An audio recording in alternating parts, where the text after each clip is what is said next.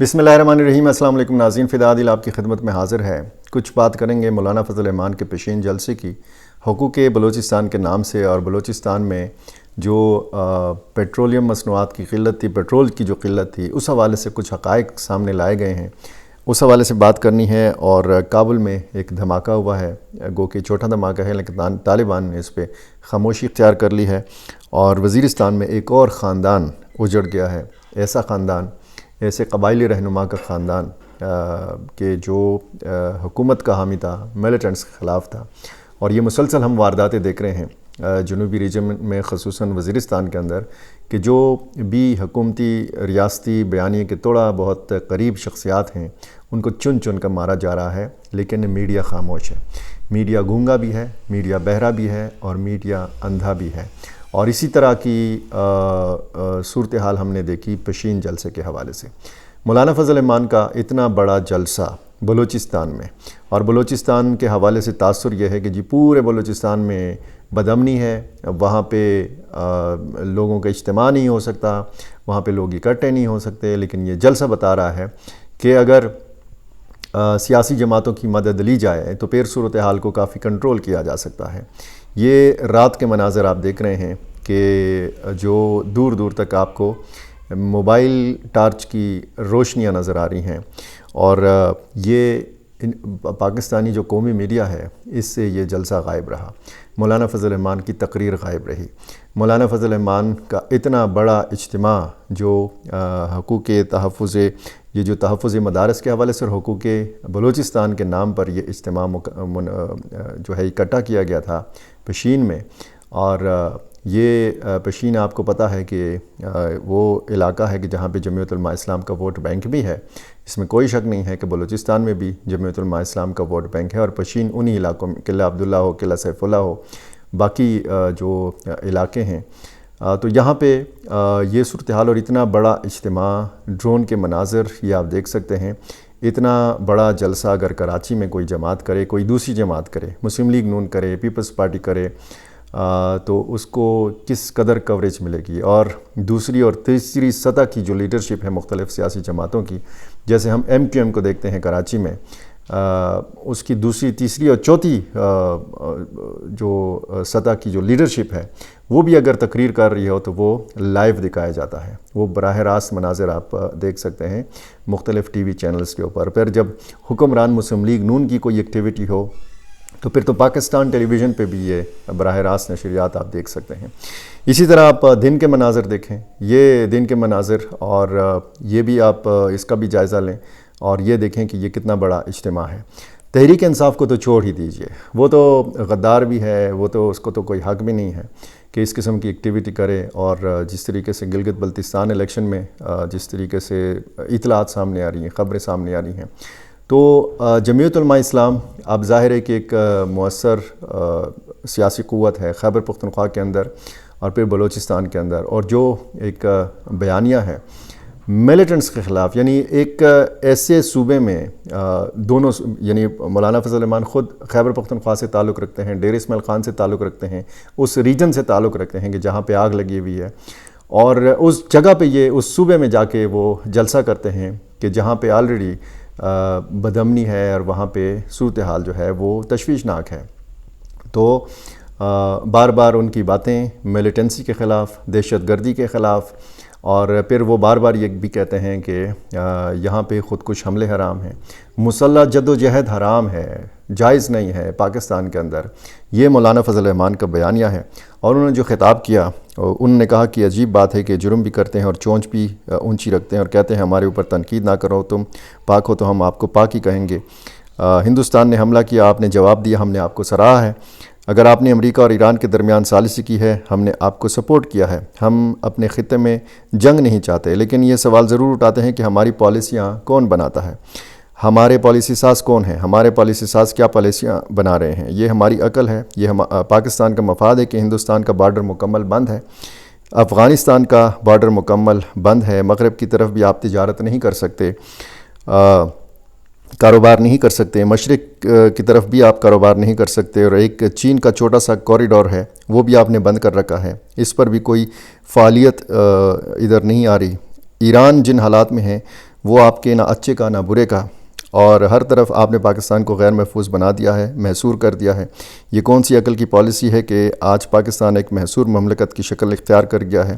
یہ کون سی سیاست ہے، یہ کون سی پالیسی ہے؟ دہشت گردی کے خلاف ہم جنگ لڑ رہے ہیں تو دہشت گردی تو بڑھ رہی ہے، اور دہشت گردی کے خلاف 3-4 دہائیوں سے آپ لڑ رہے ہیں۔ آپ نے سوات سے لے کر پورے خیبر پختونخوا کے کتنے آپریشن کیے، اور ہر آپریشن کے نتیجے میں آپ ملک کے لیے لڑ رہے ہیں اور ہم شاید ملک کو نقصان پہنچا رہے ہیں۔ مرض بڑھتا گیا، جھنجھو دوا کی، کس کس بات کو روئیں ہم آپ کے؟ کہتے ہیں افغانستان میں دہشت گردوں کے مراکز ہیں۔ ہم افغانستان پر اس لیے حملے کرتے ہیں کہ وہاں دہشت گردوں کے مراکز ہیں، تو دہشت گردوں نے تو بنوں میں آپ سے تانہ قبضہ کیا، فوجی مراکز قبضہ کیا، آپ کے قلعوں پر حملے کیے۔ یہاں آپ اپنے ملک کو دہشت گرد آپ کو اپنے ملک میں نظر نہیں آ رہے، ان کے مراکز نظر نہیں آ رہے۔ یہ مولانا فضل الرحمان کا خطاب تھا۔ ظاہر ہے کہ جب وہ عوامی جلسے سے خطاب کر رہے ہوتے ہیں تو وہ ان پالیسیز کے حوالے سے بھی بات کرتے ہیں، اور نکتہ چینی کرتے ہیں، تنقید کرتے ہیں، اور اس بات کی ضرورت پر زور دیتے ہیں کہ ہماری جو پالیسیز ہیں، جو داخلی ہماری پالیسیز ہیں، یا افغانستان کے حوالے سے جو ہماری پالیسیاں ہیں، ان پر نظر ثانی کی ضرورت ہے۔ بہرحال جس طریقے سے وہ قومی اسمبلی میں خطاب کرتے ہیں، ان کا خطاب جو ہے وہ سینسر کر دیا جاتا ہے، سینسر کیا جا سکتا ہے۔ ان کا خطاب اگر لائیو اس طرح کا ہے تو وہ سینسر کیا جا سکتا ہے۔ اگر آپ قومی اسمبلی اور سینٹ کی تقاریر کو سینسر کر سکتے ہیں تو پھر ظاہر ہے کہ عام جلسے کی تقریر بھی سینسر ہو سکتی ہے۔ لیکن اتنا بڑا اجتماع، اس کا غائب ہونا، تو یہی تاثر لیا جائے گا کہ پاکستانی میڈیا، پاکستان کے بڑے یا چھوٹے جو ٹی وی چینلز ہیں، یہ اندھے ہیں، یہ گونگے ہیں، اور یہ بہرے بھی ہیں۔ یہ کچھ ان کو نظر نہیں آتا، ان کو وہ آوازیں نہیں نظر آتی جو یہاں پہ بلوچستان میں ہیں، خیبر پختونخوا میں ہیں، اور پھر سندھ میں ہیں۔ اب اگر صورتحال کو دیکھا جائے تو یہ ظاہر ہے کہ لیول پلینگ فیلڈ جو ہے یہ اس کو نہیں کہتے ہیں۔ اگر آپ میڈیا میں اب دیکھیں، ہر سیاسی جماعت جو ہے وہ اپنا سوشل میڈیا پلیٹ فارم بھی رکھتی ہے، ہر سیاسی جماعت، اور ڈیجیٹل میڈیا پہ ہر قسم کی چیز بھی آ جاتی ہے، پوری کی پوری تقریر آ جاتی ہے، لیکن جھلک بھی نہ دکھانا، ایک منظر تک نہ دکھانا ایسے بڑے اجتماعات کی، تو یہ ظاہر ہے کہ زیادتی ہے۔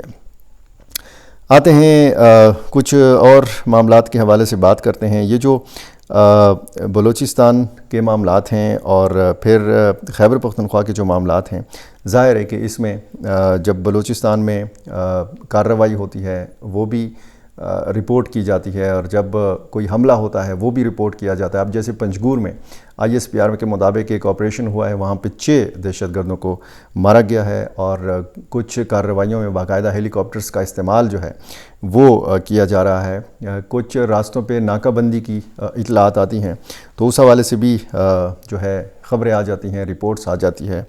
اور اسی طرح اگر آپ صورتحال کو دیکھیں تو اسی طرح کی اطلاعات آ رہی ہیں۔ افغانستان کے دارالحکومت سے خبر ہے کہ کابل میں جمعے کی دوپہر شہر کے 11th ڈسٹرکٹ 11ویں ضلع میں ایک زوردار دھماکہ ہوا۔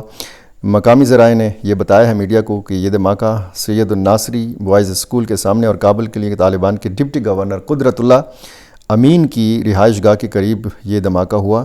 ایک ویڈیو وائرل ہے جس میں کچھ زخمیوں کو گاڑی میں ڈال کے وہاں سے منتقل کیا جا رہا ہے ہسپتال۔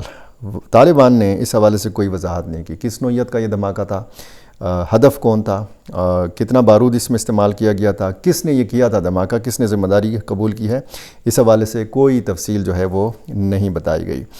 اچھا، کوئٹہ اور بلوچستان کی جو صورتحال ہے، وہاں پہ 500 اور 600 روپے فی لیٹر پیٹرول کی فروخت کی شکایات سامنے آ رہی تھیں، اور افواہیں تھیں کہ جناب پیٹرول کا بحران پیدا ہو گیا ہے۔ اصل کہانی پاکستانی میڈیا نے جس کو رپورٹ کیا ہے اس کے مطابق اس بحران کے پیچھے ایندھن مافیا اور دہشت گرد نیٹ ورک ملوث نکلا ہے۔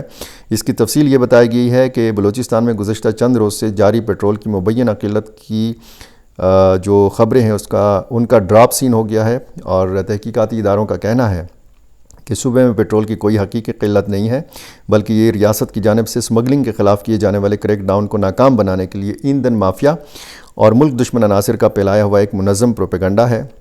یہ بھی بتایا گیا ہے کہ بلوچستان میں پیٹرول کی یومیہ کھپت تقریباً 1.5 لاکھ لیٹر ہے۔ جسے آئل مارکیٹنگ کمپنیوں کے ذریعے قانونی طریقے سے پہنچایا جانا چاہیے تھا۔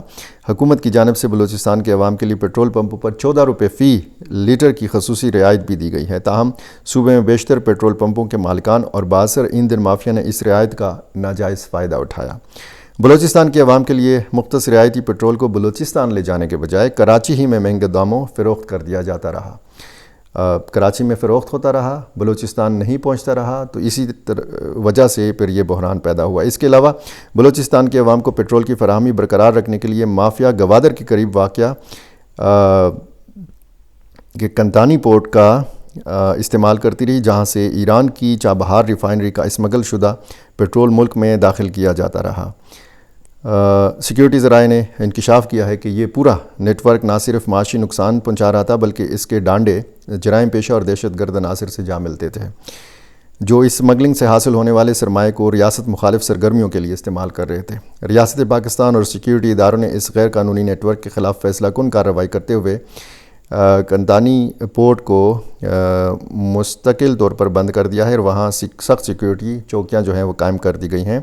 اس قومی مہم کے دوران پاکستان کوسٹ گارڈز کے 2 بہادر جوانوں نے جام شہادت بھی نوش کیا۔ سیکیورٹی اداروں کی جانب سے سپلائی لائن کاٹے جانے پر بوکھلاہٹ کا شکار ایندھن مافیا اور دہشت گرد عناصر نے سوشل میڈیا کا سہارا لیا ہے تاکہ ریاست پر دباؤ ڈالا جا سکے۔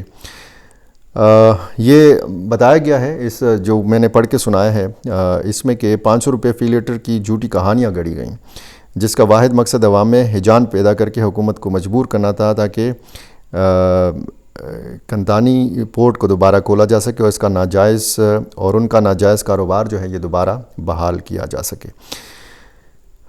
جناب یہ صورتحال ہے بلوچستان کی، اور یہ جیسے میں نے پنجگور کا آپ کو بتایا 6 ملیٹنٹس جو ہیں یہ مارے گئے ہیں۔ وزیرستان میں ایک افسوسناک واقعہ ہوا ہے، قبائلی رہنما کے 2 بیٹوں کو قتل کیا گیا ہے، شہید کیا گیا ہے۔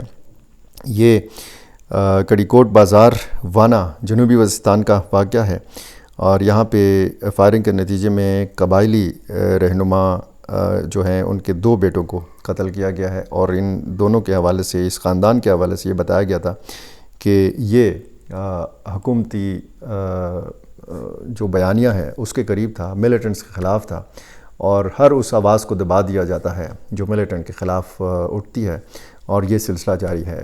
کئی شخصیات کو، بلکہ یہ سینکڑوں کی تعداد ہے کہ ان کو راستے سے ہٹایا گیا ہے، قبائلی عمائدین کو، قبائلی ملکان کو، علماء کرام کو ٹارگٹ کیا گیا ہے، اور یہ ٹارگٹ کلنگ کا جو سلسلہ ہے یہ ہم دیکھ رہے ہیں کہ جاری ہے۔ میرا چینل آپ نے ابھی تک سبسکرائب نہیں کیا، یہ کر لیجئے، مجھے اپنی رائے سے ضرور نوازا کیجیے۔ بہت شکریہ۔